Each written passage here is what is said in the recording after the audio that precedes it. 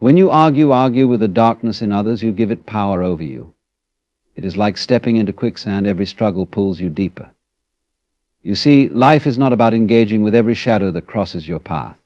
Shadows only exist because light is present, and you must decide whether to focus on the shadow or the light that casts it. The turmoil you see in others, the chaos they project, is not yours to carry. Some people are not fighting you, they are fighting themselves, battling their own demons, their own fears and insecurities. When you argue with them, you step into their storm, and suddenly it becomes your storm too. Why would you let their chaos rob you of your peace? Think of this: if someone throws flames your way, do you add fuel to the fire? Or do you step aside and let it burn out on its own? You don't extinguish fire by fanning it, just as you cannot find peace by engaging with those who thrive on conflict. Arguing with someone who is driven by their inner demons is not a conversation, it's a distraction, a trap that pulls you away from your higher self. In life, there will always be those who seek to provoke, who carry darkness within them that they try to project outward. But you have a choice. You can be like a mirror, reflecting their anger back at them, or you can be like water, soft yet unyielding, absorbing their fire until it extinguishes itself. The moment you realize you do not have to attend every argument you are invited to, you gain a freedom so profound it changes everything. It is not your duty to save someone from their inner struggles, nor is it your role to validate their pain by engaging in their hostility. Your power lies in your ability to remain centered, to observe without reacting. When someone tries to bait you into conflict, they are not looking for resolution, they are looking for control. And by refusing to engage, you take that power away. Understand this: you are not here to fight battles that are not your own. You are here to protect your peace, to nurture your spirit, to live in harmony with the world around you. The moment you stop giving attention to the demons in others, you rob them of their stage. You rise above the noise, untouchable, unshaken, unbroken. There was once a wise monk who lived in a small village at the base of a mountain.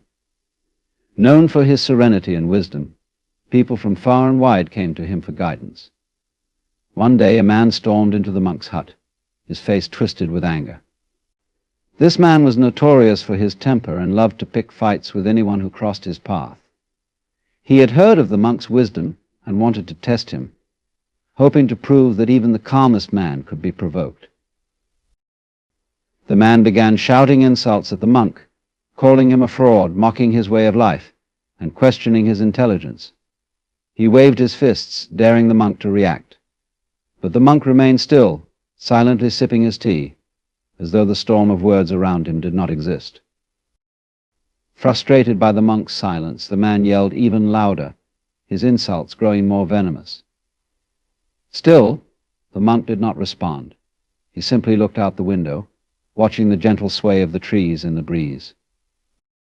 Finally, after exhausting himself, the man asked, "Why are you not saying anything? Do you not care what I think of you? Are you too afraid to defend yourself?" The monk set his teacup down, smiled gently, and replied, "If someone offers you a gift, and you do not accept it, who does the gift belong to?" The man, confused by the question, replied, "It belongs to the person who tried to give it." The monk nodded. "Exactly. Your anger, your insults, your hatred, they are your gift to me. But I do not accept them. They remain yours to carry. Why should I burden myself with what does not belong to me?" The man stood there in stunned silence. He had spent his life battling others, trying to make them as miserable as he was. But for the first time, someone had refused to take the bait. In that moment, he realized that his anger and hatred only had power if someone allowed it in. From that day on, the man began to change. He realized that he had been arguing with others not because he hated them, but because he hated himself. And he began to work on his own inner demons, inspired by the monk's calm strength.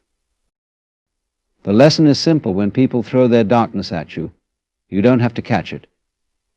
You don't have to engage. True power lies in your ability to choose peace over conflict, to walk away from battles that don't belong to you. When you stop arguing with the demons in others, you stop feeding them, and that's when true freedom begins. There is a power in choosing to protect your peace, a power that many underestimate. When you argue with someone consumed by negativity, you invite their chaos into your own life. It's easy to feel the pull of wanting to defend yourself, to explain, or even to prove a point, but at what cost? Every time you engage in their conflict, you hand over a piece of your emotional stability. What begins as a momentary exchange can linger in your mind, affecting your mood and stealing the energy you could use for better things. Imagine your peace as a sacred garden. Would you allow someone to walk in with muddy shoes and trample the flowers you've carefully cultivated? Protecting your peace is no different. You have to be mindful of who you allow into your space and what energy you let influence you. People who carry darkness often try to spread it, but you have the choice to guard your heart and not let their storms disrupt your calm. Peace isn't passive, it's a deliberate decision. It's choosing to step away from unnecessary battles and refusing to let someone else dictate how you feel. By protecting your peace, you keep your mind clear, your spirit uplifted, and your energy focused on what truly matters. When someone lashes out, provokes, or projects negativity, it's often not about you at all. It's a reflection of their own internal battles. People carry wounds from their past, insecurities they hide behind anger, and fears they mask with aggression. These inner demons manifest as toxic behavior, and without realizing it, they try to pass their pain on to others. But their behavior is not a mirror of your value, it's a mirror of their own struggles. Understanding this can shift your perspective. Instead of feeling hurt, defensive, or obligated to respond, you can see their actions for what they truly are, a cry for help or a reflection of their unresolved issues. Some people haven't learned how to heal, so they project their chaos onto the world around them. Their words, actions, or attempts to provoke you aren't personal, even if they try to make it seem that way. When you recognize that the source of their behavior is not you but their inner conflict, you take back your power. You stop reacting to their words and actions because you realize that their fight isn't yours to fight. Compassion may arise, not as an excuse for their behavior, but as an understanding that their negativity comes from their own suffering. You can choose to let go instead of holding on to the weight of their projections. This perspective doesn't mean tolerating abuse or accepting disrespect.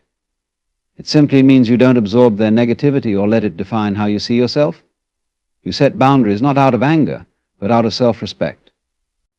By understanding the source of their behavior, you free yourself from the need to argue or prove anything. You rise above the situation, staying true to your own light. It's natural to want to help others, especially when you see them struggling with their inner demons. You might feel compelled to step into their chaos, thinking that your words, actions, or love can somehow bring them peace. But the truth is, you cannot fix people who are unwilling to face themselves. Real transformation comes from within, and no amount of arguing, convincing, or reasoning can force someone to heal if they are not ready. When someone projects their pain onto you, it's often because they are avoiding their own self-reflection. They seek external battles to distract themselves from their internal war. You might think that engaging with them, debating their points, defending yourself, or trying to offer advice will help them see things clearly. But more often than not, it only feeds their turmoil. They aren't seeking resolution, they're seeking validation for their pain. When you argue or try to fix them, you risk becoming entangled in a cycle that leads nowhere, leaving you emotionally drained. It is not a failure on your part to step back. You are not responsible for carrying someone else's burdens or healing wounds that are not yours. Each person must take responsibility for their own growth, their own healing, and their own choices. When you try to fix someone, you often end up neglecting your own well-being. You cannot pour from an empty cup, nor can you heal someone else by sacrificing your peace. The most powerful thing you can do is lead by example. Show what it means to cultivate inner peace, set healthy boundaries, and choose not to engage in unnecessary conflict. By doing so, you inspire others to reflect on their own actions. You are not abandoning them, you are simply protecting yourself while giving them the space to face their own journey.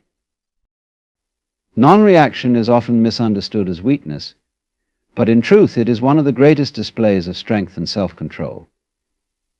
When someone tries to provoke you, they are often seeking to draw you into their emotional storm, hoping to shift their chaos onto you. Reacting impulsively gives them exactly what they want. It hands over your power and ties you to their turmoil. Choosing not to react is not about avoidance, it's about standing firm in your own peace and refusing to let someone else dictate your emotional state. When you choose silence in the face of provocation, you disrupt the cycle of negativity. People who thrive on conflict often feed off reactions, whether it's anger, frustration, or defensiveness. By not giving them that reaction, you starve their need for control. It is not indifference, but rather an intentional act of self-preservation. You are sending a message not to them, but to yourself that your energy is too precious to be wasted on meaningless battles. This requires discipline and a deep sense of self-awareness. It takes strength to pause, to breathe, and to resist the temptation to react.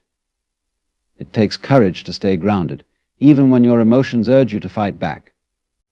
But in that stillness, you discover your power. You realize that no one can control you unless you let them.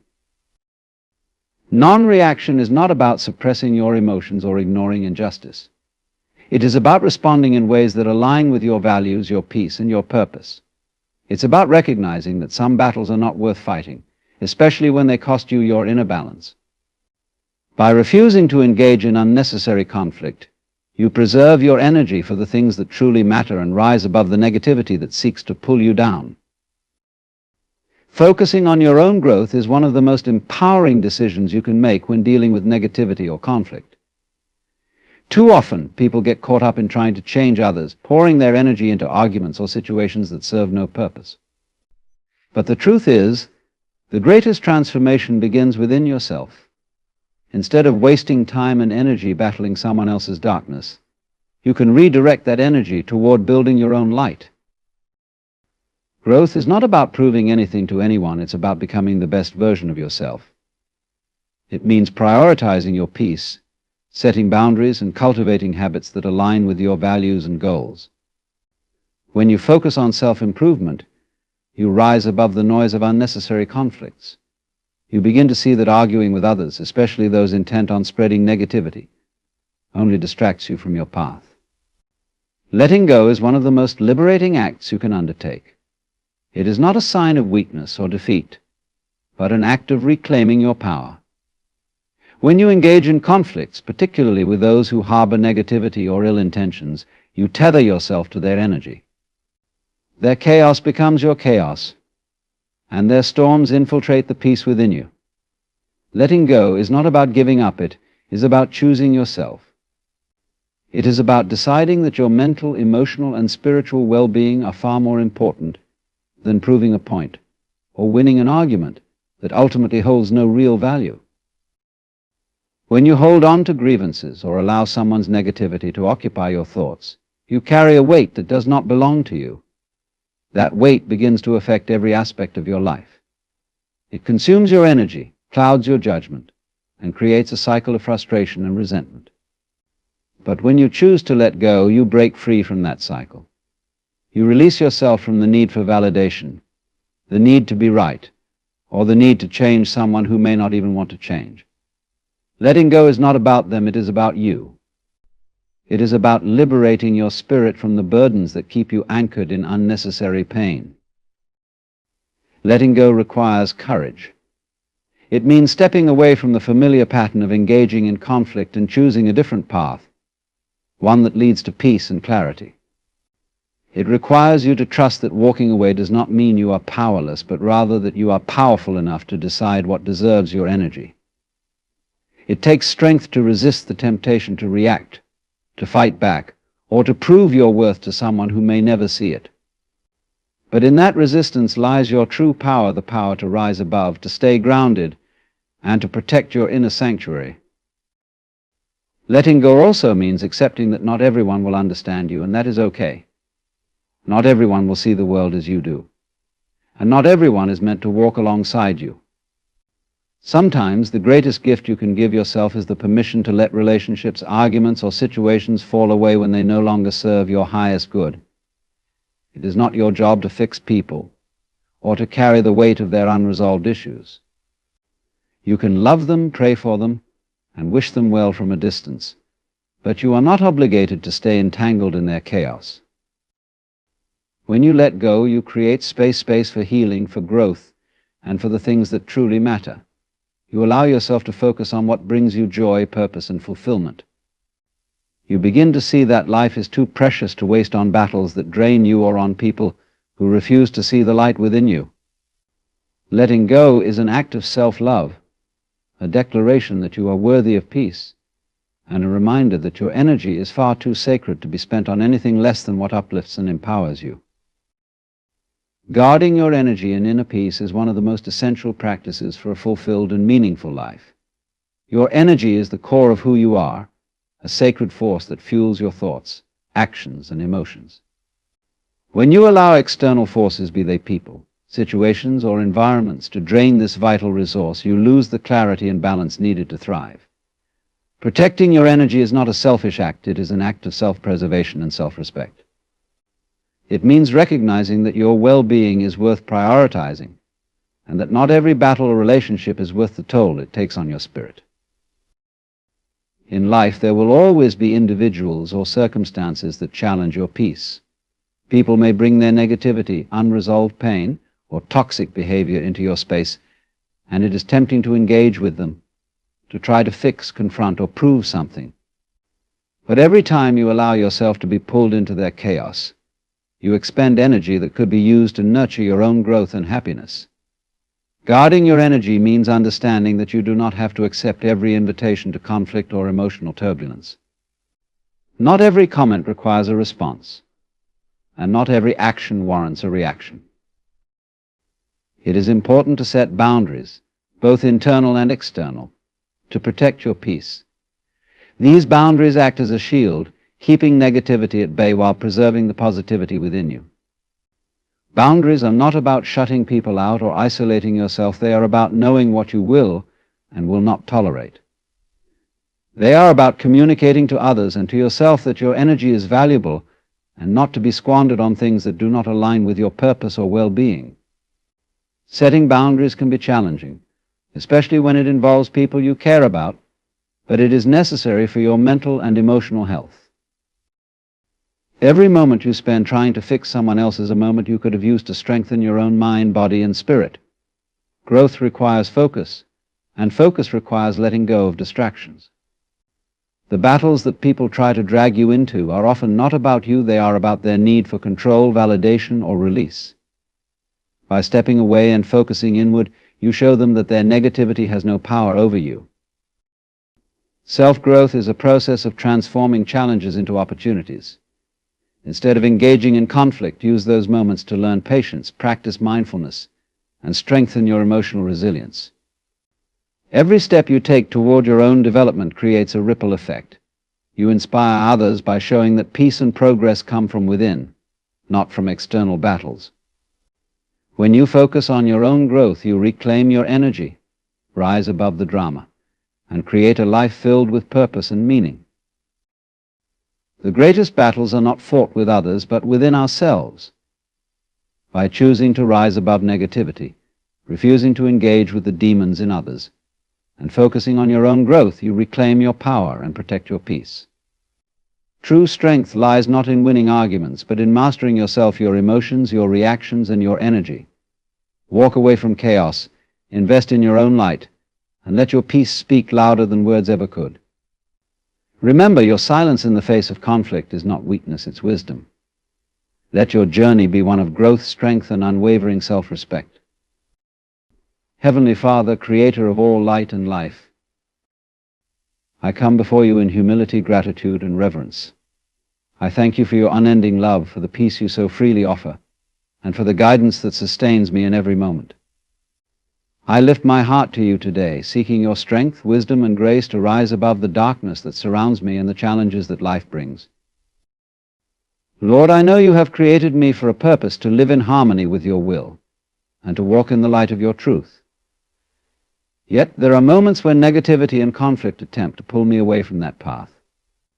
There are times when the voices of others grow loud, their words sharp, their intentions unkind. In these moments I confess my weakness, my desire to defend myself, and my urge to fight back. But Father, I know that my true power lies not in retaliation, but in surrendering to your higher purpose. Teach me, O Lord, to choose peace over conflict, to choose silence over strife, and to choose love over fear. Lord, you see the struggles of the human heart. You know that when others lash out, they do so from a place of pain, fear, or confusion.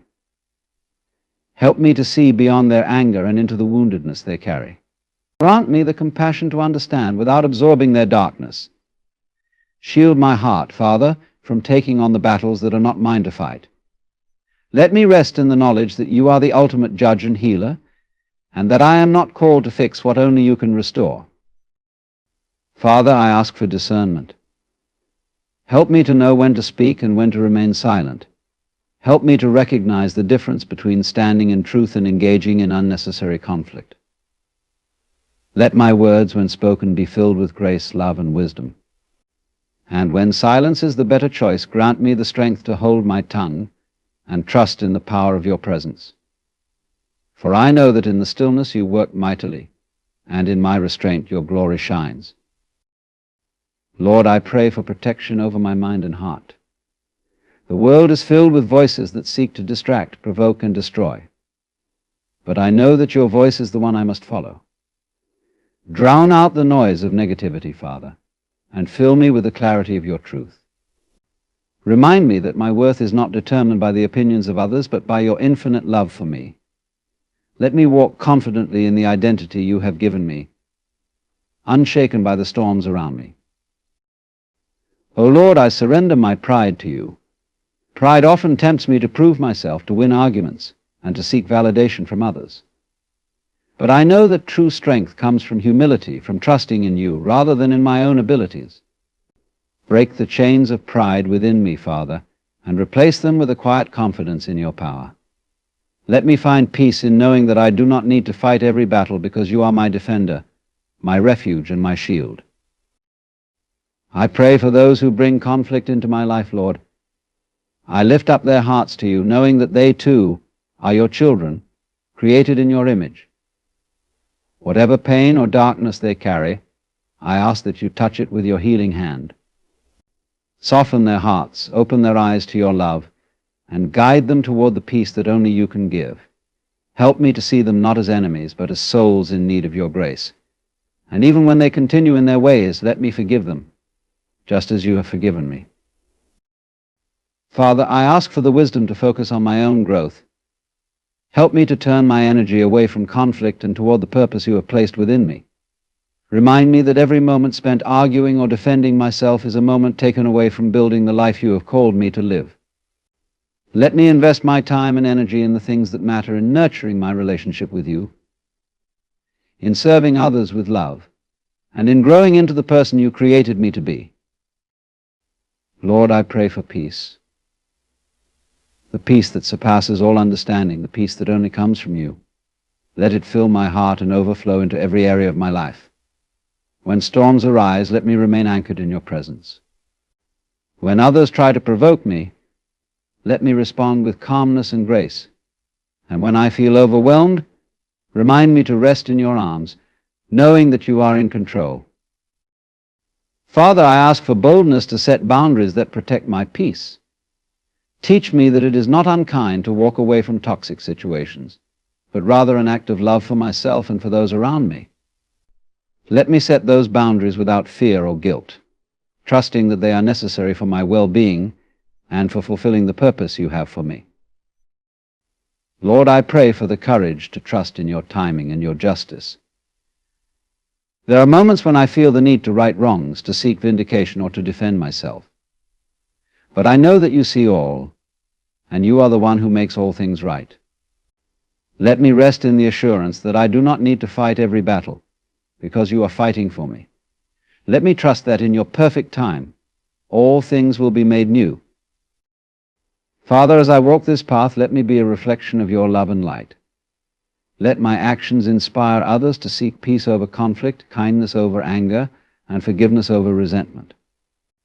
Use me, Lord, as an instrument of your grace, showing others that there is a better way, a way that leads to healing, restoration, and joy. Finally, Lord, I thank you. I thank you for the gift of life, for the lessons you teach me through every challenge, and for the unshakable hope I have in you.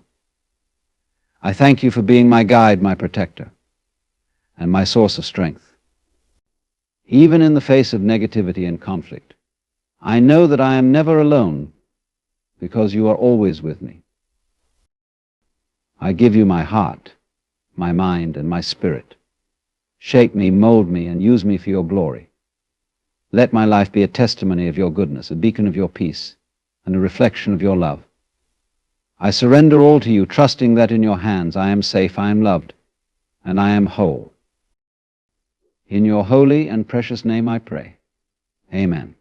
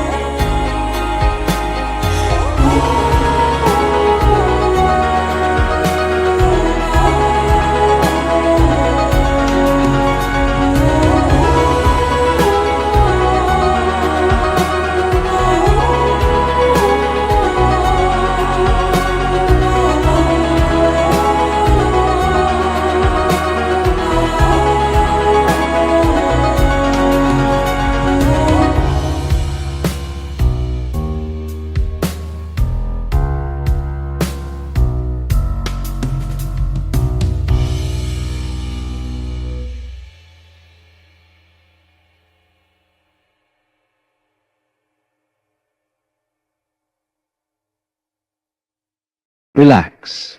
A new life is waiting for you. Not somewhere out there, not in some distant future you have to fight or crawl toward, but right here, in the very fabric of this moment. The tragedy of our modern condition is that we are forever sprinting toward what we already possess. We exhaust ourselves with the idea that life is something we must earn, as if existence itself handed us a bill at birth that we spend every waking hour trying to pay off. But what if I told you that you are already wealthy beyond measure, simply because you are? The tension you carry in your shoulders, the tightness in your chest, the anxiety that echoes in the back of your mind, they are the result of forgetting the art of being. You've been trained to strive, not to be still. You've been told that unless you're improving, optimizing, hustling, and pushing, you're wasting time. But the tree does not strain to grow. The river does not force its way through the valley. The stars don't shout to be seen. And yet, They fulfill their purpose with effortless grace. You too were meant to move with that kind of ease. Not the laziness of avoidance, but the elegance of alignment. Life is not an enemy to conquer. It's a dance partner. And it has always been trying to lead you into rhythm, into harmony, into something new. But when your mind is clenched with fear or obsessed with control, how can you feel the music? Relax. Is not loosen your grip, even just a little. You begin to feel the pulse of something far more intelligent than your worry guiding you. Relax. You don't have to know what happens next. The moment you loosen your grip, even just a little, you begin to be the pulse of something far more intelligent than you worry guiding you. The moment you loosen your grip, even just a little, you begin to be suffering. That new life you long for is not found in more achievements, accolades, or affirmations from others. It is found in the courage to release the idea that you must always be someone else, somewhere else, doing something more impressive than what you are doing now. The paradox is that when you relax into who you already are, the very energy you were chasing begins to flow into your life, not as a reward for effort, but as a response to surrender.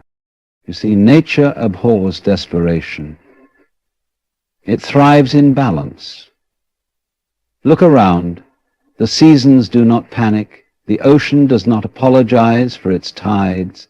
And the moon never worries about whether it is enough. And neither should you. You are not behind. You are not broken. You are not late. You are right on time for the unveiling of something magnificent. The new life waiting for you is not a different version of yourself. It is the truest version. The one beneath the layers of expectations, comparisons, and false urgencies. It is the version of you that breathes without needing permission, that feels joy not as a result of success, but as a natural state of being alive. But to experience this, you must allow yourself to fall into trust, not the kind of trust that requires guarantees, but the kind that accepts the beauty of uncertainty, that says, even if I don't know what tomorrow looks like, I will let today unfold without resistance. That kind of trust is not weakness, it is freedom. So many people live their lives as if life is a tightrope, constantly afraid of falling. But what if it's a trampoline? What if every fall is a bounce? What if the entire game was never about how well you performed, but how deeply you felt, how fully you lived, how gently you loved? Stop clutching at the future as if it's trying to run away from you. It isn't. It's waiting, not impatiently, not coldly, but with a calm, quiet invitation. It's not saying, work harder. It's whispering, come home. Come home to yourself, to your breath, to this moment, to the now. You were never meant to outrun life, you were meant to meet it, and it has always been trying to meet you. Every sunrise, every breeze, every pause between your thoughts has been gently nudging you toward this truth, that nothing needs to change for everything to begin again. So relax. Let go. Exhale the striving. Inhale the stillness. A new life is not coming if you deserve it. It is coming because you exist. Let it arrive. Let it surprise you. Let it unfold without force. Let it remind you that you are already whole. You are not behind. Life is not a race. But that's hard to believe when you've been conditioned since childhood to measure your worth by your progress. From the moment we could walk, we were praised for reaching milestones.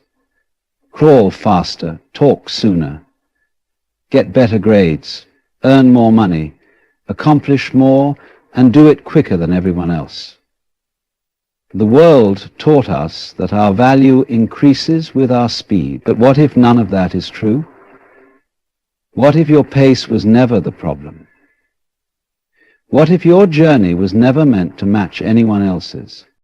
There is something incredibly toxic in the way we compare our lives to others.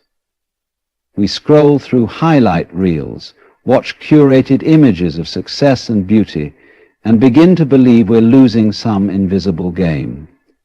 We panic when we see someone younger achieving something we haven't, or someone older seemingly having figured it all out. The mind turns into a scoreboard, and your soul begins to believe it's behind. But what are you behind in? Behind in being alive. Behind in becoming you. Is that even possible? The oak tree doesn't bloom at the same time as the cherry blossom. Yet no one questions the timing of the seasons. No one looks at a winter landscape and says, "You're behind, you should be spring by now." Nature understands something we've forgotten. Everything unfolds in its own time. And you, being a part of this living, breathing universe, are also bound to your own sacred rhythm. When you forget that, you suffer. You begin to rush. You begin to panic. You begin to make decisions from fear instead of peace. You were never meant to live according to someone else's schedule. The beauty of life is that it is deeply personal. There are seasons in your life that might look barren to others, but underground, something vital is taking place. Healing is occurring. Lessons are being planted. Silence is reshaping you. And just because the outer world doesn't see it, doesn't mean it's not real. We've been fooled into believing that visible productivity is the only sign of progress. But rest is progress. Letting go is progress. Choosing peace over performance is progress.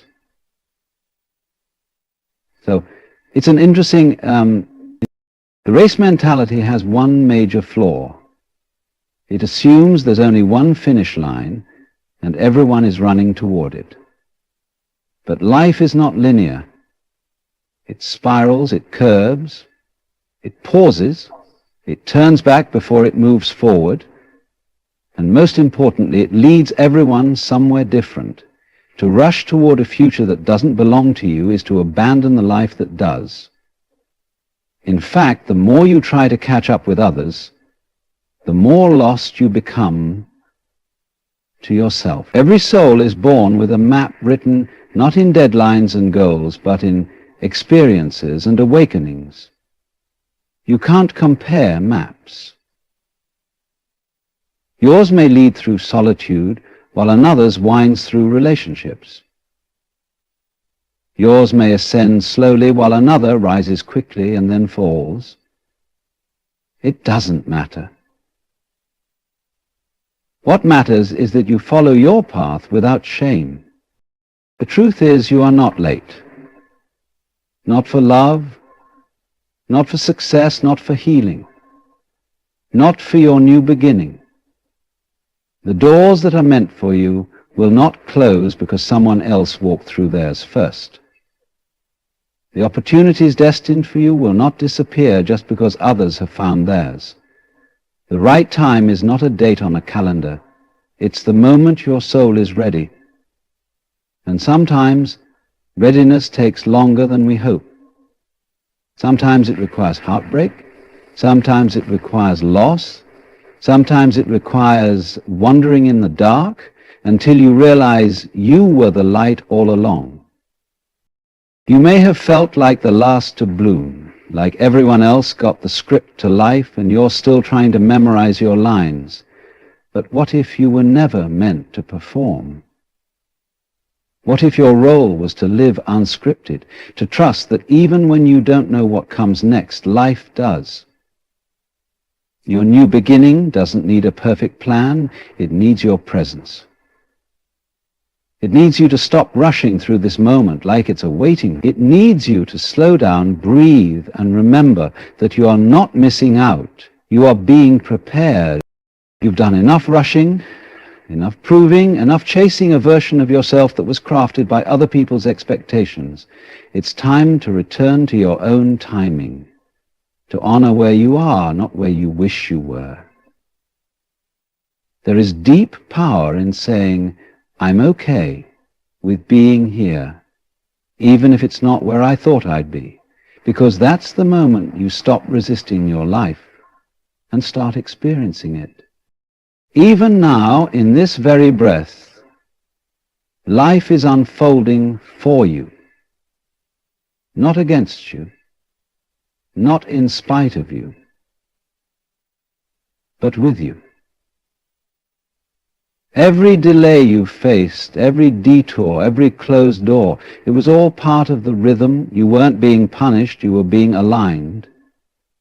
You weren't being rejected, you were being redirected.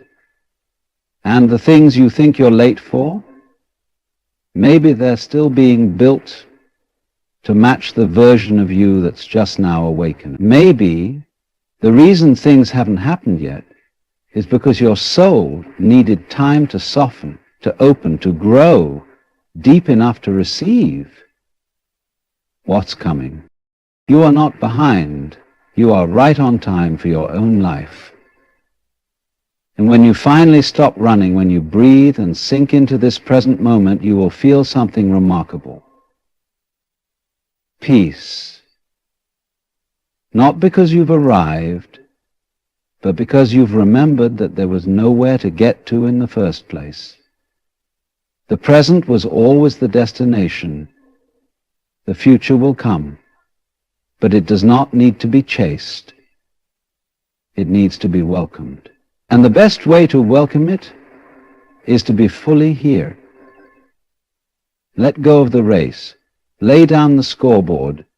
Unclench your fists. Open your heart. The moment you relax, life has room to meet you exactly where you are. Letting go of the illusion of control is not about giving up. It's about finally understanding that you were never truly in charge to begin with. For so long we've been taught to micromanage life, to tighten our grip on every possible outcome, to believe that if we just plan hard enough, think long enough, or worry intensely enough, we can bend reality to our will.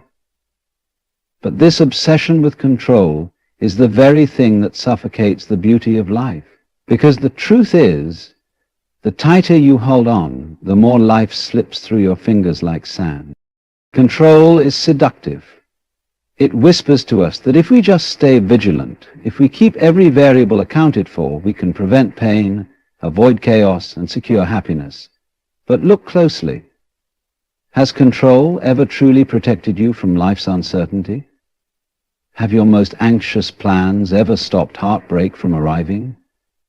Has all your worrying ever guaranteed peace? More often than not, the moments that transformed us most were the ones we never saw coming, the moments we didn't plan, the moments that arrived uninvited and rewrote everything we thought we knew.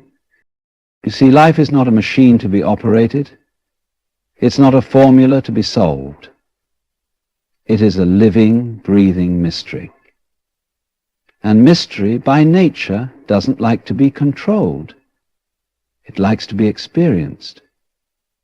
But control is what we turn to when we're afraid, when we've been hurt, when things once fell apart and we swore we'd never let that happen again. So we build walls. We map out escape routes. We overthink every choice. We try to calculate our way into safety, but in doing so we also cut ourselves off from spontaneity, from joy, from the unknown gifts that can only arrive when we loosen our grip. The illusion of control makes you believe you're doing something useful. It gives you a sense of power, a temporary fix of security. But underneath that, it breeds anxiety, because deep down you know that life isn't obeying your rules. You know that anything can change in a moment, no matter how tightly you plan. And instead of freeing you, that awareness turns control into a cage. You'll become afraid to breathe, afraid to rest, afraid to surrender. Because if you do, what if everything falls apart? But what if the opposite is true? What if things only fall into place when you stop trying to force them? Surrender doesn't mean apathy. It doesn't mean passivity. It means you participate in life, but you stop pretending to dominate it. You move forward, but you do so with flexibility, with humility, with a willingness to adapt. You hold your desires with open hands instead of clenched fists.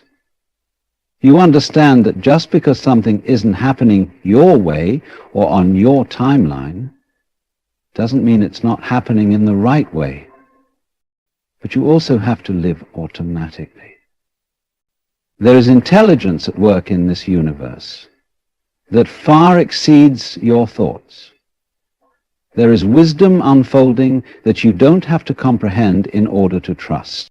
Think back to the times when you tried to control everything, the job you were desperate to get, the person you tried to make stay, the outcome you obsessed over, and then recall how things eventually unfolded. Perhaps not as you planned, but in ways that taught you something deeper. Maybe that rejection revealed your real worth. Maybe that delay protected you from something you didn't see. Maybe that loss stripped away what was never truly yours, so that something more authentic could arrive. Life is not out to punish you. It's out to grow you. But growth rarely happens on our terms. To let go of control is to enter into relationship with life, not domination over it. It is to acknowledge that while you can choose your response, you cannot dictate the terrain. The weather may shift. The road may curve. People may leave. Opportunities may vanish. But your power lies not in changing those facts. It lies in how you meet them. Control tells you to fight the tide. But freedom begins when you learn to swim with it.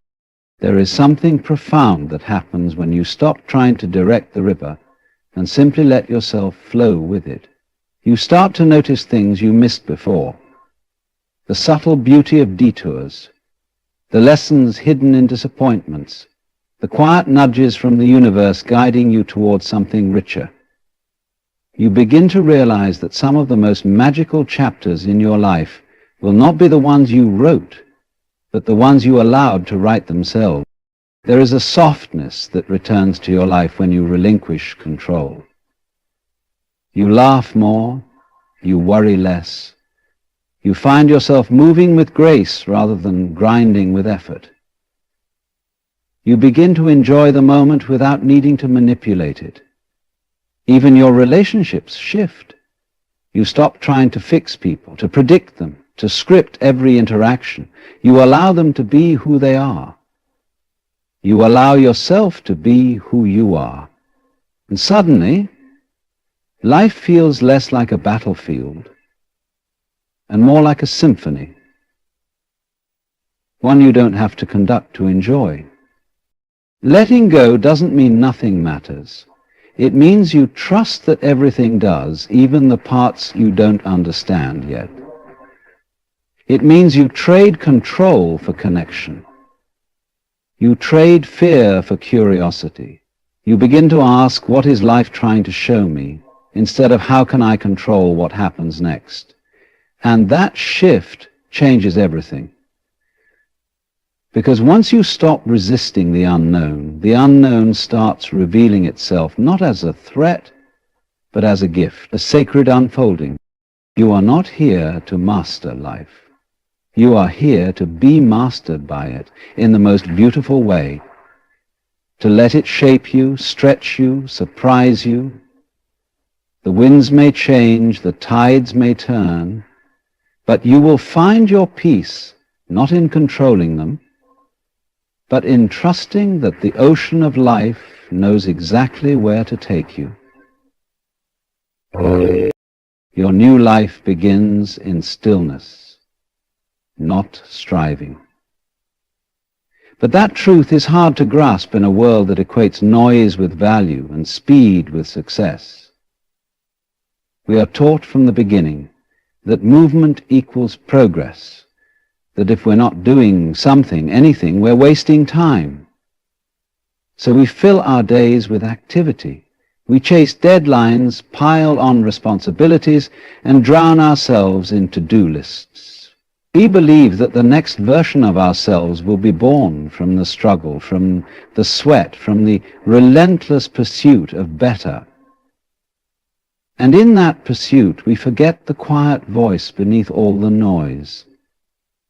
The voice that has always been there, waiting to be heard in the stillness. Stillness isn't something we value anymore. In fact, we're uncomfortable with it. Sit quietly in a room, and the urge to reach for your phone becomes unbearable. Pause between tasks, and your mind screams for distraction. Silence has become threatening, not because it harms us, but because it reveals what we've been avoiding. It shows us the truth of who we are when we're not busy being someone else. And yet, stillness is where all transformation begins. It is the womb of all creation. The universe itself was silent before it exploded into light. The seed is still before it breaks into life. The caterpillar dissolves into stillness before it becomes a butterfly. In the same way, your next chapter doesn't come from more striving. It comes from surrendering to the space that allows it to be born. The problem with constant striving is that it creates an identity built on effort. You start to believe that you are only as good as your hustle, that worth is something earned, not inherent, that rest is something deserved only after you've proven yourself. But this mindset is a trap. It never ends, because there will always be another milestone to reach, another goal to chase, another mountain to climb. And while you're busy chasing a future version of yourself, the present version, rich with possibility, is being ignored. You run toward a life that is already quietly calling to you in this moment, but you're too busy to hear it. There is a deep wisdom in stillness that can never be found in action, because action without awareness is just motion. It might feel productive, but it's often empty. It's like rowing a boat furiously without realizing you're going in circles. Stillness, on the other hand, invites clarity. It shows you the truth beneath the noise. It strips away the false urgencies and reveals what truly matters. When you stop moving, just for the sake of moving, you begin to notice where your energy is truly meant to flow. You stop pushing and start aligning. You stop chasing and start attracting.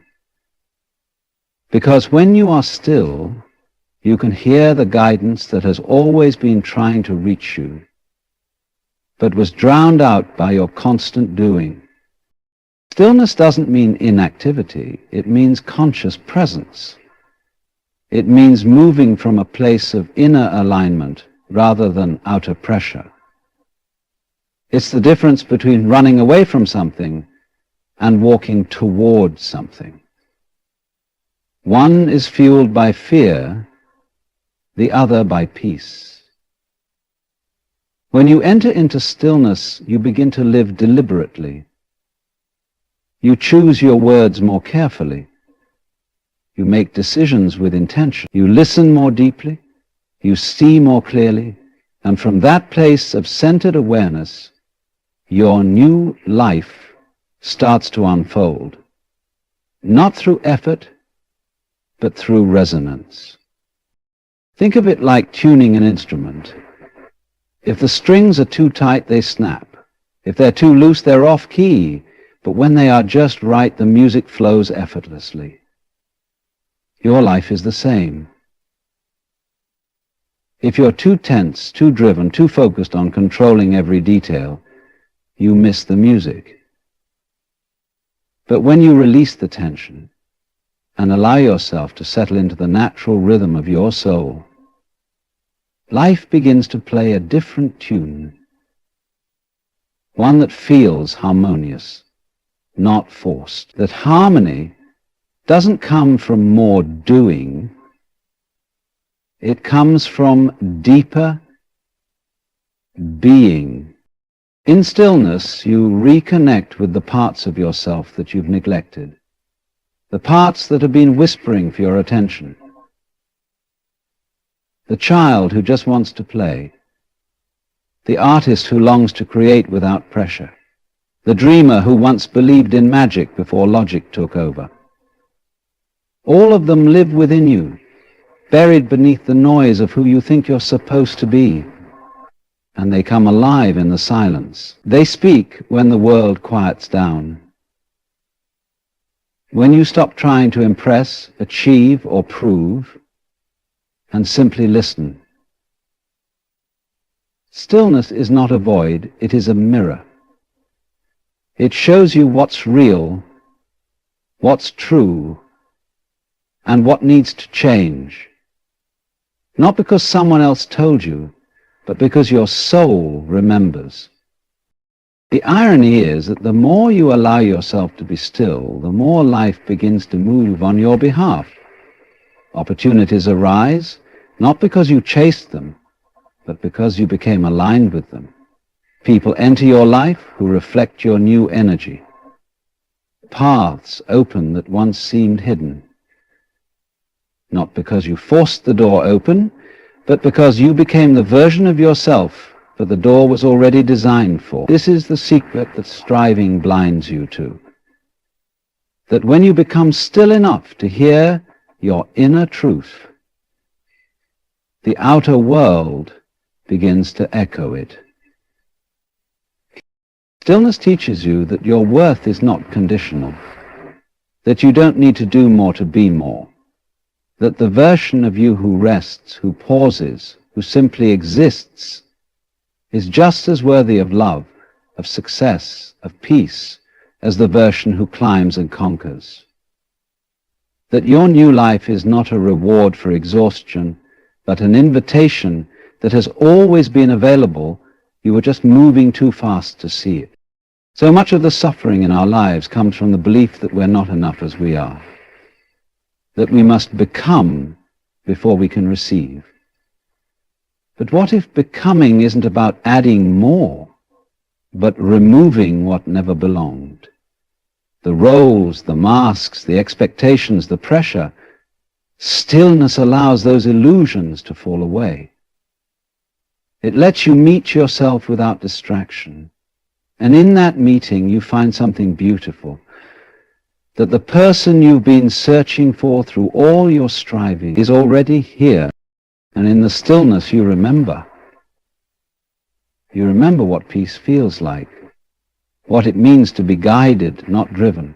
What it means to breathe without urgency, to create without fear, to exist without justification. And in that remembrance, your new life begins.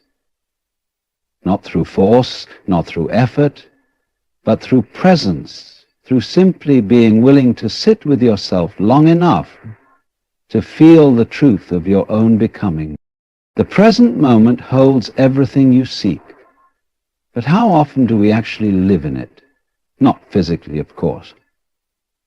We are always here in body, but mentally, emotionally, spiritually, we are elsewhere. We live in the past, replaying old conversations, reliving old wounds, recycling old stories, or we live in the future, projecting our hopes, our fears, our plans, our anxieties onto a canvas that hasn't yet been painted. Meanwhile, the present moment, this rich, fertile space of now, sits quietly, patiently, holding the keys to everything we claim to be searching for. But it's not easy to be here. The now can feel unbearable when we haven't learned how to rest in it. We treat it like a stepping stone instead of a sanctuary, something to quickly pass through on the way to something better. We say, when I get that job, I'll be happy. When I find love, I'll feel whole. When I lose weight, make money, get approval, I'll finally relax.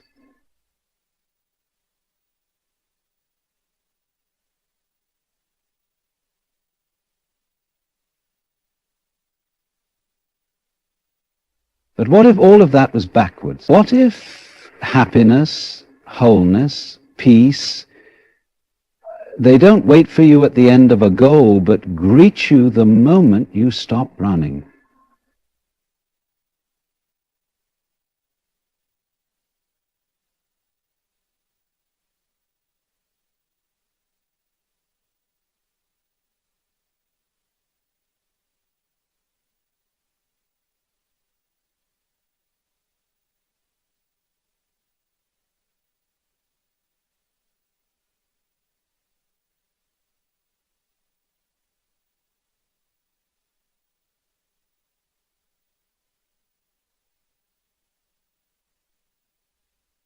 What if happiness, wholeness, peace, they don't need...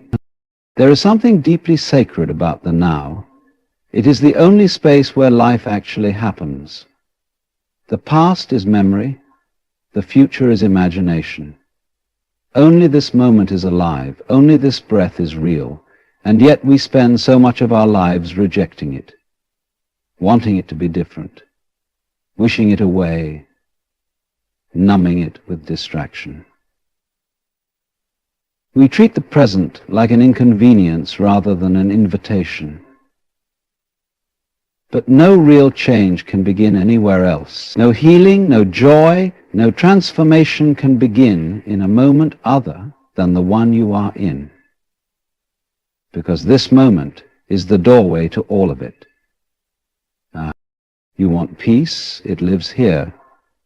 You want clarity, it's waiting in the silence between your thoughts. You want freedom, it arrives when you stop being a prisoner of the future. Everything you long for is not out there.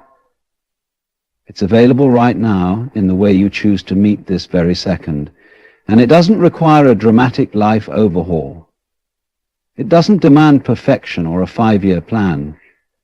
It simply asks you to be here, to stop fleeing from yourself, to put down your mental luggage and look around. But that takes courage. Because when we slow down enough to enter the present, we are also forced to face everything we've been avoiding. The emptiness we cover up with busyness, the grief we mask with productivity, the fear we bury under ambition. Stillness makes space for all of that to rise, and it can feel overwhelming, but only at first, because on the other side of that discomfort is something far more powerful than fear. Presence. And presence doesn't require you to fix anything. It doesn't require you to be anyone else. It simply invites you to exist with yourself, exactly as you are. The beauty of the present moment is that it's endlessly forgiving. It doesn't care who you were 10 minutes ago or 10 years ago. It doesn't hold your mistakes against you. It doesn't compare you to others. It welcomes you like an old friend, always available, always willing to start fresh. No matter how chaotic your mind has been, no matter how disconnected you felt, no matter how far you've wandered, the now remains untouched, ready to receive you the moment you return. You've probably been taught to earn everything: love, approval, rest, even your own self-worth. But the present doesn't make you earn anything. It gives without asking. It offers peace without price. It offers clarity without demand. It offers connection without condition. It is the place where all striving ends and all being begins. And in that being, something extraordinary happens. You start to feel alive, not just surviving, not just checking boxes, but truly, deeply, joyfully alive. Think about the moments in your life that felt most full, the ones that made time slow down, where you were so immersed in what you were doing that the world disappeared. Maybe it was watching the sun rise, laughing with a friend, holding a child, creating something, listening to music. In those moments you weren't trying to be present, you simply were. The mind had let go, the heart had opened, you had returned to yourself. And that is the essence of all spiritual awakening, not escaping the world, but learning how to fully enter it. We've been conditioned to believe that life begins after achievement, that presence is a reward for productivity. But presence is not a luxury. It is the source of life itself. Without it, you could have everything and still feel empty. With it, even the simplest moment becomes divine. Washing your hands becomes a meditation. Drinking tea becomes a ceremony. Walking outside becomes a communion with the world. Because it's never about the activity. It's about the awareness you bring to it. And awareness lives only in the now. The tragedy is that most people die having never really lived. They existed in their heads, thinking about life, worrying about life, planning for life, but rarely experiencing it. They lived their days waiting for a better one to come, waiting for retirement, for success, for love, for healing. But tomorrow is not promised, and yesterday is gone. All you have is this breath. And when you meet it fully, when you surrender to its simplicity, life pours into you in ways no goal or outcome ever could. Your new life does not start when something changes outside of you. It starts when something shifts within you. When you stop trying to escape your own presence. When you stop believing the lie that joy is somewhere else. Joy is here. Peace is here. Healing is here. Because you are here. And that is the miracle. That you exist. That you breathe. That you are aware of your own being. What more sacred gift could there be? And yet so many of us miss it. We miss the moment because we're trying to control it, judge it, improve it. But the moment doesn't need your judgment. It needs your attention, your compassion, your willingness to receive it exactly as it is. When you stop resisting what is, when you stop needing this moment to be something else, you finally experience the freedom that's been chasing you all along. So sit with yourself, breathe with yourself, walk slowly, eat slowly, speak slowly. Let the pace of your life return to something human, something sacred. Stop sprinting toward a future that promises happiness and start entering the present that is happiness, not because of what it gives you, but because it allows you to be. And in being, you find everything you were so desperately searching for in the chase. The present does not require perfection. It only asks for your presence. And that presence is the door to peace, to truth, to a life you don't have to chase, because you're finally awake enough to live it. Surrender is the path to alignment, though the very word often stirs discomfort. We think surrender means giving up, that it signals weakness or failure. We've been trained to believe that strength lies in willpower, in pushing through, in striving until something cracks open. But true strength, the kind that brings peace instead of exhaustion, comes not from forcing the current, but from flowing with it. Surrender isn't waving the white flag. It's stepping out of the illusion that you must always be in control. It is the recognition that there is a rhythm to life, far more intelligent than your plans, a wisdom that orchestrates what your mind cannot predict. So much of human suffering comes not from what happens, but from our resistance to it. We resist uncertainty, pain, stillness, and even joy, because we want to be in charge of the story. We want to ensure the ending, to engineer every outcome, to protect ourselves from disappointment. But life doesn't follow our scripts. It unfolds in its own sacred timing. And the more we resist its flow, the more disconnected we feel. We end up exhausted, anxious, and confused, not because life is cruel, but because we're clinging to the need for certainty in a world built on change. Alignment begins the moment we let go of the need to always know what comes next. When we stop trying to bend life to our will and instead open to the possibility that life might know something we don't. This doesn't mean we abandon our desires or our dreams. It means we stop treating them as ultimatums. We stop demanding that life obey our deadlines. We start trusting that if something is meant for us, it will arrive not through force, but through resonance. What is aligned with your soul will not need to be chased. It will feel like a return, like remembering something you forgot you already were. And as a prison, as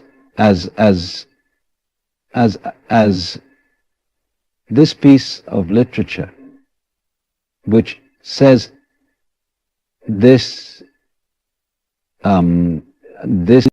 surrender softens you.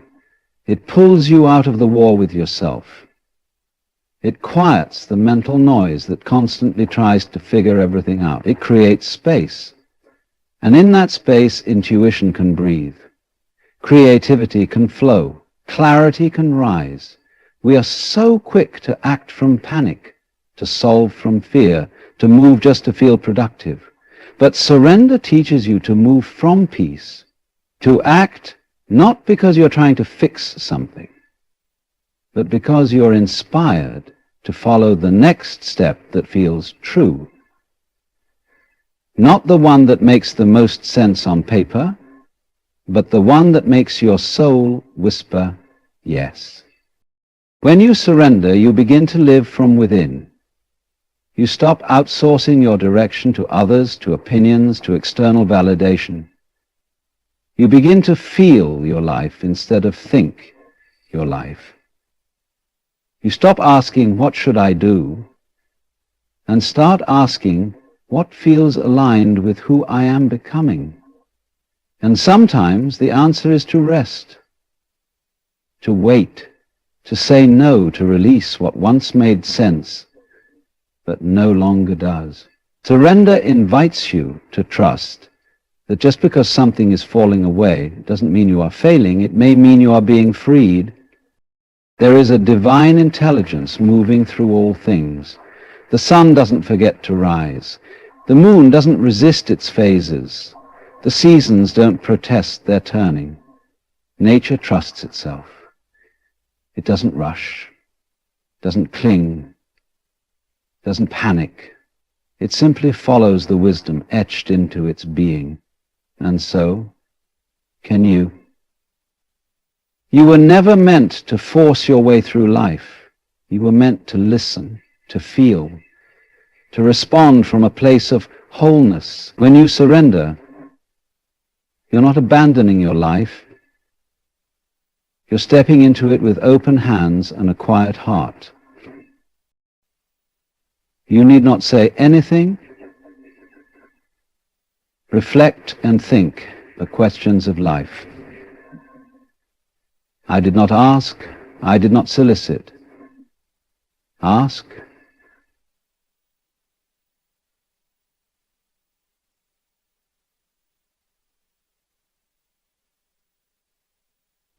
We often ask for peace, for clarity, for a sign that we're on the right path. But those things don't come when we're clenched in resistance. They arrive when we relax our grip, when we stop trying to control every variable and instead become willing to let life surprise us. Surrender is the posture of receptivity. It's what allows grace to enter, and grace is not something you can earn. It is something you allow. The moment you stop trying to make everything happen your way is the moment the right way begins to reveal itself. But surrender is not always easy. It requires humility. It asks you to release the ego's need for certainty, for achievement, for superiority. It asks you to trust in something larger than your logic. To believe that even if you don't see the whole map, you are still being led. That even if the path looks strange or slow, it is still sacred. Surrender means embracing the mystery, walking forward even when you're not sure where the road leads, knowing that the next step will become clear as you take it. It's not about having faith in an outcome. It's about having faith in the process. You begin to notice that when you surrender, the weight you've been carrying starts to lift. The battles you've been fighting start to dissolve. Life begins to feel lighter, not because everything is suddenly perfect, but because you've stopped resisting what is. You stop arguing with reality. You start participating in it with presence. You start hearing the quiet guidance that was always there, but got drowned out by your noise. Surrender brings you back to yourself, back to peace, back to the truth that alignment is not something you chase. It's something you return to by releasing everything that isn't true to who you are. When you live in surrender, you stop needing to prove your worth. You stop needing to justify your choices to people who don't understand your journey. You stop fearing delay, rejection, or detours, because you begin to trust that everything is either leading you forward or teaching you something essential. You stop needing guarantees and start trusting the gentle nudge of your own inner knowing. You stop demanding answers and start embracing the questions as sacred companions along your path. This is the path to alignment, not in grand declarations or rigid plans, but in the soft, steady choice to trust, to let go, to allow, to become available to the life that's already waiting for you, not the one you have to build brick by brick from the ruins of your fear. Alignment is not something you can force with effort. It's something that emerges when you are finally still enough, surrendered enough, open enough to receive it. And you stop chasing what you think you want. You make room for what your soul truly needs. And in that sacred space, where striving ends and surrender begins, you begin to feel it. The ease, the grace, the quiet joy of living in flow with something larger than yourself, something that has always been guiding you home, not a home outside you, but the home within you. The place where peace is no longer a destination, but a way of being. A frequency you embody, not because life gave you what you wanted, but because you remembered how to stop resisting what it was already trying to give.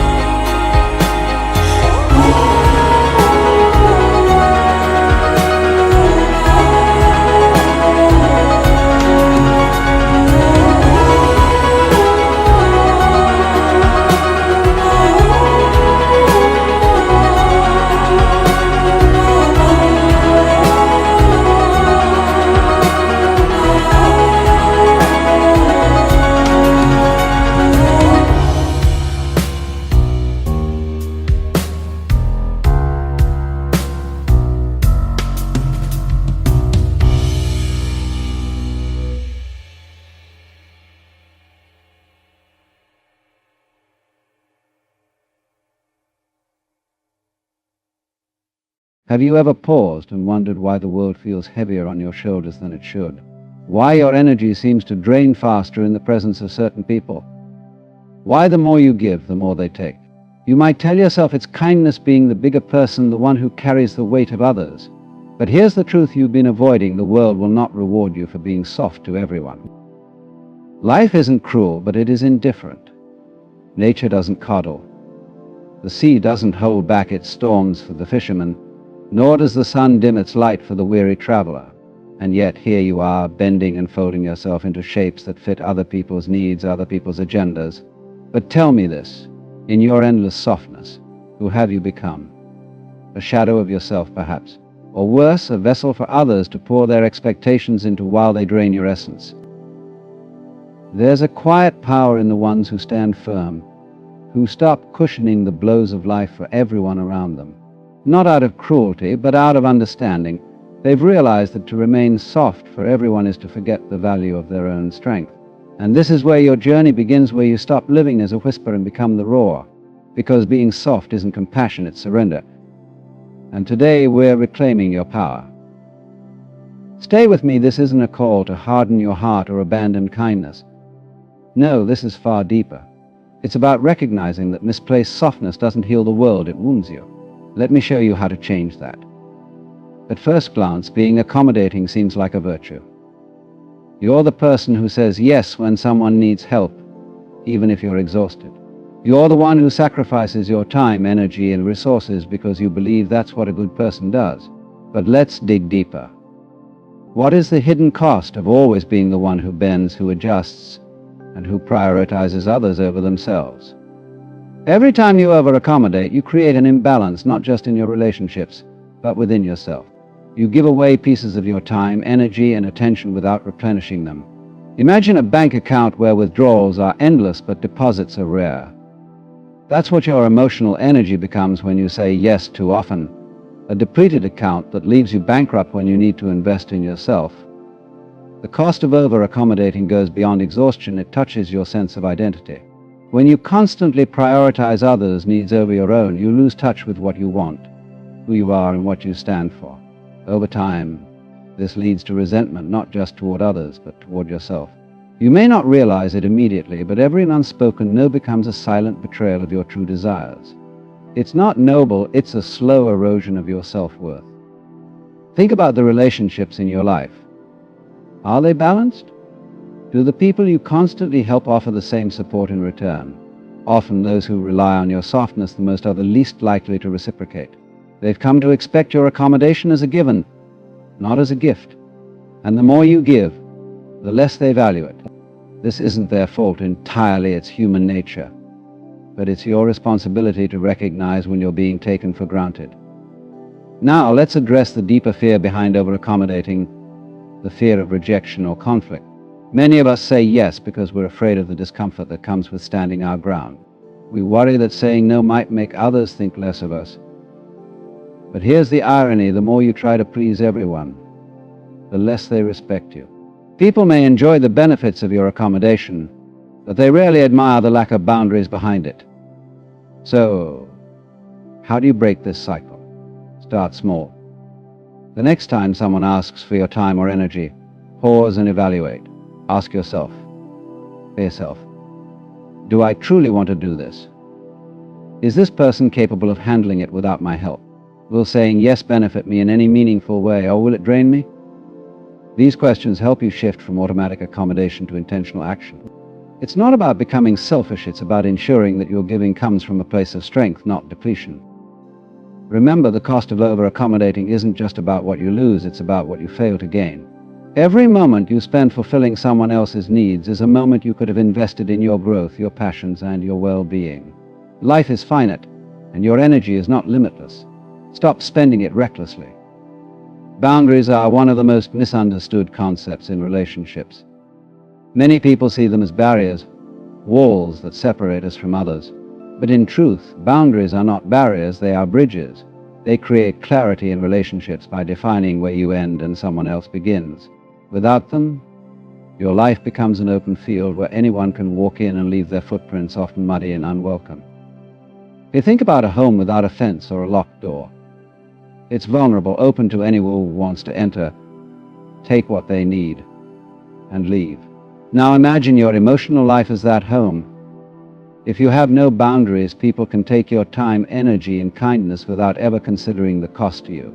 And the more you let them in, the more they assume it's their right to be there. The first step to setting boundaries is recognizing their necessity. Boundaries are not acts of selfishness, they are acts of self-respect.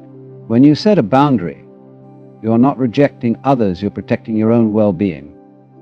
It's a way of saying, I value myself enough to ensure that my needs are met before I give to others. But setting boundaries isn't easy, especially if you're used to being soft. It requires courage, because boundaries will challenge the dynamics of your relationships. People who are accustomed to your endless availability may push back when you start to draw the line. They may accuse you of being selfish, uncaring, or even unkind. This resistance is normal. It's a sign that your boundaries are working. The discomfort others feel is not your responsibility to manage. One of the most practical ways to set boundaries is to practice saying no without guilt. Guilt is the enemy of boundaries because it convinces you that protecting yourself is wrong. But here's the truth: every no you say to others is a yes to yourself. And when you prioritize yourself, you're in a better position to offer meaningful support to those who truly matter. Let's also talk about the language of boundaries. A boundary doesn't have to be aggressive or confrontational. It can be calm and assertive. For example, instead of saying, "I'm tired of you always asking for my help," try saying, "I'd love to help, but I can't take this on right now." Instead of saying, "You're taking advantage of me," try saying, "I need to focus on my own priorities right now." The key is to communicate your boundaries clearly and consistently. Consistency is crucial because boundaries lose their power when they are not enforced. If you set a boundary but constantly make exceptions, people will learn to ignore it.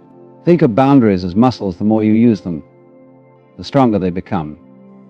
Remember that boundaries are not just for others, they're for you too. They remind you to respect your own limits and honor your own needs. When you set and enforce boundaries, you reclaim control over your life. You stop being a passive participant in your relationships and become an active creator of reality. Boundaries are the foundation of a balanced life. Without them, you lose yourself in the demands of others. With them, you create space to grow, to thrive, and to be unapologetically you. Don't fear the discomfort of setting boundaries. It's the price of reclaiming your power. One of the most common misconceptions is equating softness with strength. Society often praises those who are endlessly patient, accommodating, and willing to bear the burdens of others. While these traits may seem noble, they are often misunderstood. Strength is not defined by how much you endure, it is defined by how effectively you protect your inner peace, values, and well-being. Misplaced softness is not strength. It's a form of surrender disguised as virtue. Let's begin by understanding what real strength looks like. Strength is rooted in discernment, the ability to distinguish when your kindness serves a higher purpose and when it is being taken for granted. True strength lies in setting limits, making tough decisions, and refusing to sacrifice your dignity for the convenience of others. Strength is not about being unyielding or harsh, it's about knowing when to stand firm and when to adapt. When you confuse softness with strength, you open yourself up to exploitation. People who see your willingness to endure without complaint will often push those limits. They may not do so maliciously, but human nature tends to test boundaries. If you're always the one to give in, compromise, or pick up the slack, you send a message that your needs are secondary. Over time, this creates an imbalance in relationships, leaving you drained and unfulfilled. Consider how softness can lead to burnout. When you constantly absorb the stress, negativity, or demands of others, you leave little room for your own healing and growth. Imagine a sponge that is perpetually soaked. It becomes useless, heavy, and unable to function. Your emotional energy works the same way. Without moments of firmness, times when you wring out the excess, you become overwhelmed, unable to serve yourself or others effectively. Another critical aspect of strength is self-respect. When you allow yourself to be overly soft, you inadvertently undermine your own worth. Each time you let someone cross a boundary or take advantage of your kindness, you send a subtle message to yourself: my feelings don't matter as much as theirs.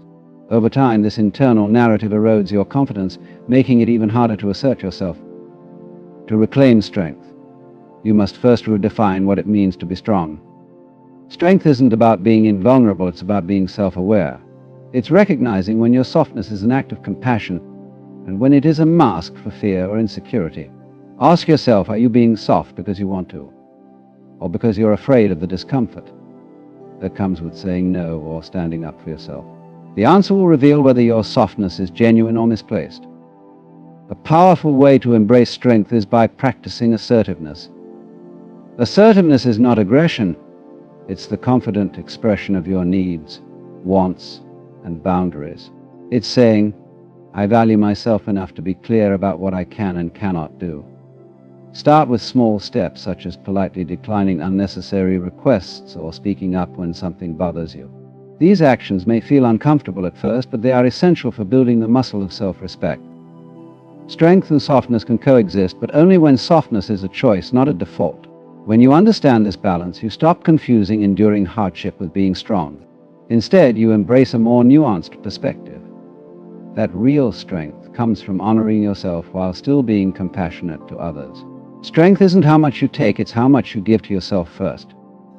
Energy vampires are the people in your life who drain you emotionally, mentally, and even physically. They are often subtle in their actions, but their presence leaves you feeling depleted.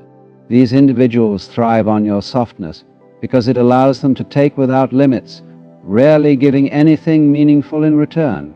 To stop being soft to everyone, you must learn to identify these energy vampires and take deliberate steps to protect yourself. Energy vampires come in many forms. Some are overtly demanding, always needing help, attention, or validation. Others are more covert, using guilt, manipulation, or passive aggressiveness to keep you tethered to their needs. What they all have in common is a one-sided dynamic. They take far more than they give. The danger lies in how they disguise their behavior as friendship, love, or even dependency. They convince you that your endless giving is necessary for the relationship to survive. The first step in addressing energy vampires is awareness. Pay attention to how you feel after interacting with certain people. Do you feel uplifted, energized, and supported? Or do you feel drained, frustrated, and burdened? Your emotional and physical state is a clear indicator of whether a relationship is balanced or one-sided.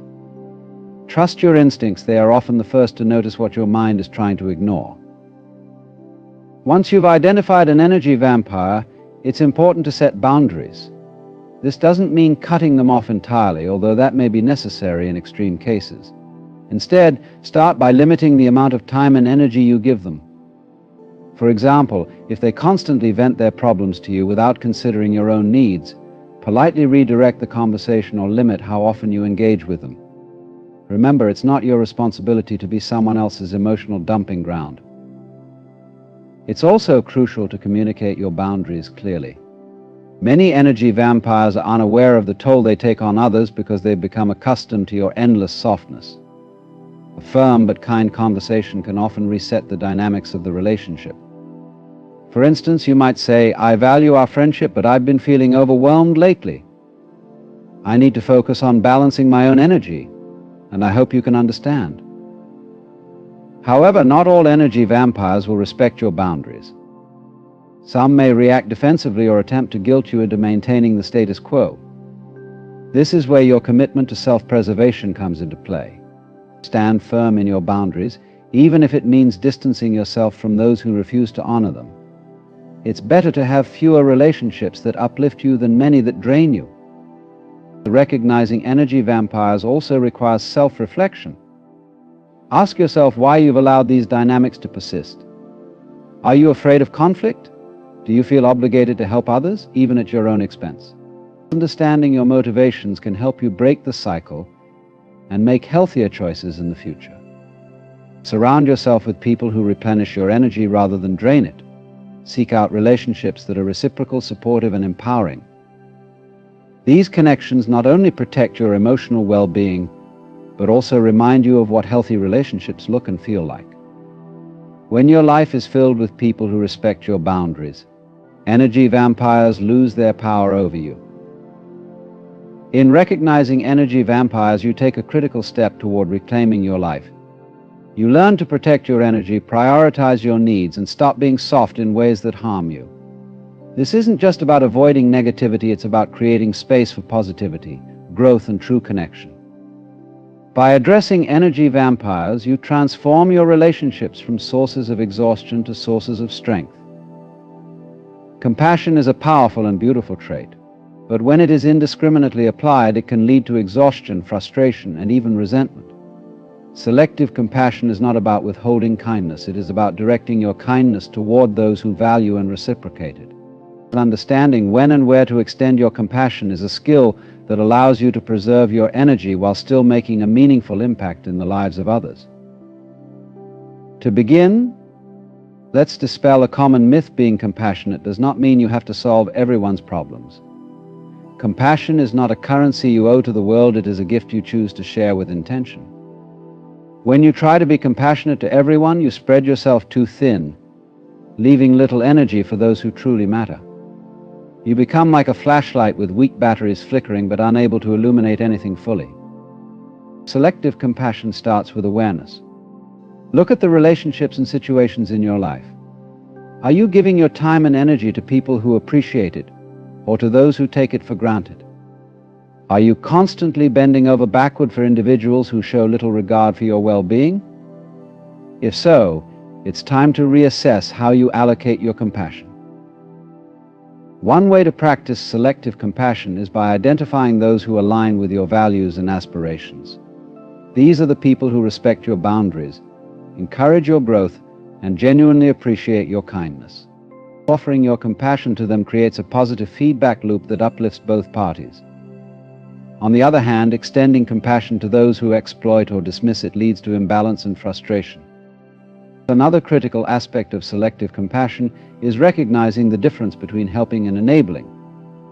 Helping empowers others to overcome their challenges, while enabling perpetuates their dependency. For example, constantly bailing someone out of their problems may feel compassionate, but it often prevents them from learning and growing. True compassion sometimes requires stepping back and allowing people to face the consequences of their actions. Selective compassion also involves setting limits. Being compassionate does not mean sacrificing your own well-being. If showing kindness to others comes at the cost of your mental or emotional health, it's not truly compassionate, it's self-destructive. Learn to say no when your plate is full, and trust that it's okay to prioritize yourself. Remember, you cannot pour from an empty cup. It's important to note that selective compassion is not about judgment or favoritism. It's about discernment. It's about recognizing that your time and energy are finite resources that should be invested wisely. Selective compassion ensures that your kindness creates meaningful impact, rather than becoming a drain on your vitality. And practice compassion toward yourself. Too often, people extend endless kindness to others while being harsh and critical toward themselves. This imbalance is unsustainable and leads to burnout. Treat yourself with the same understanding and patience you offer to others. By being compassionate to yourself, you cultivate the strength and clarity needed to extend compassion to the right people in the right moments. Embracing selective compassion is not about being less kind, it's about being intentionally kind. It allows you to preserve your energy, honor your boundaries, and make a greater impact on the world. When you focus your compassion where it's truly needed, you create a ripple effect of positivity that benefits everyone involved. Reclaiming your inner power is not just about standing up to others, it's about rediscovering the strength, confidence, and autonomy that have always been within you.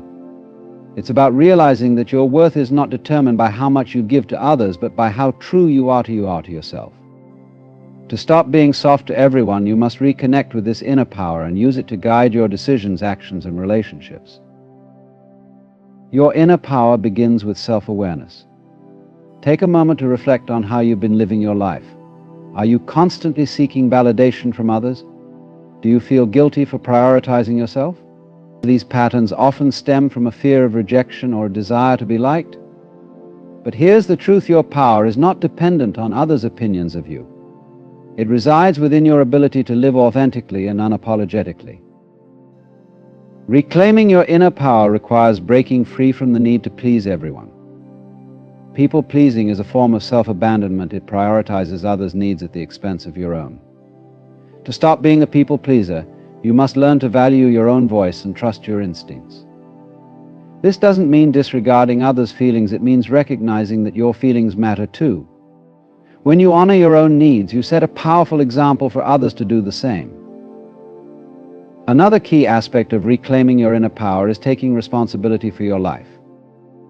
This means acknowledging that while you cannot control others' actions, you can control your response to them.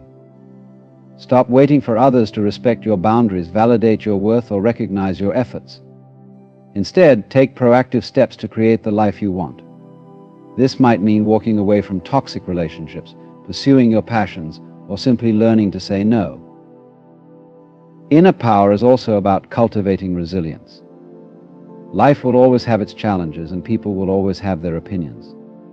But when you build resilience, you learn to navigate these obstacles without losing yourself. Resilience comes from knowing your values, setting clear boundaries, and staying true to your purpose. It's the quiet strength that allows you to stand firm in the face of adversity. A practical way to reclaim your inner power is through mindfulness and self-reflection. Take time each day to reconnect with yourself. Ask yourself, what do I want? What do I need? What am I willing to tolerate? And what am I not? These questions help you clarify your priorities and align your actions with your values. The more you practice this, the stronger your sense of self becomes. Finally, surround yourself with people who uplift and empower you. Your environment plays a significant role in shaping your mindset and energy. Seek out relationships that inspire you, challenge you to grow, and celebrate your success. Let go of those who drain your energy or undermine your confidence. By curating a supportive environment, you create space for your inner power to thrive. Reclaiming your inner power is not an overnight process, it's a journey. But with each step, you move closer to a life where you are no longer soft in ways that harm you. You become a person who stands tall, speaks their truth, and lives with purpose. Remember, your inner power has always been within you. It's time to embrace it and let it guide you toward the life you deserve. Life is too short to live as a shadow of yourself, bending and breaking under the weight of others' expectations. Your softness is a beautiful gift, but it is not meant to be handed out carelessly to those who fail to honor it. And to stop being soft to everyone is not to harden your heart, but to fortify your soul. It's about stepping into your truth, reclaiming your inner power, and learning that strength and compassion can coexist. When you set boundaries, practice selective compassion, and stand firm in your values, you don't lose yourself, you find yourself. You become a person of integrity, someone who respects their own energy and inspires others to do the same. You stop living as a sponge, absorbing the demands of the world, and start living as a force, shaping your reality with purpose and intention. Remember, the world doesn't reward those who give endlessly without limits. It honors those who know their worth and protect it fiercely. So stand tall, speak your truth, and live unapologetically as the person you were always meant to be. This is your moment to reclaim your life. Don't let it pass you by. The journey begins now.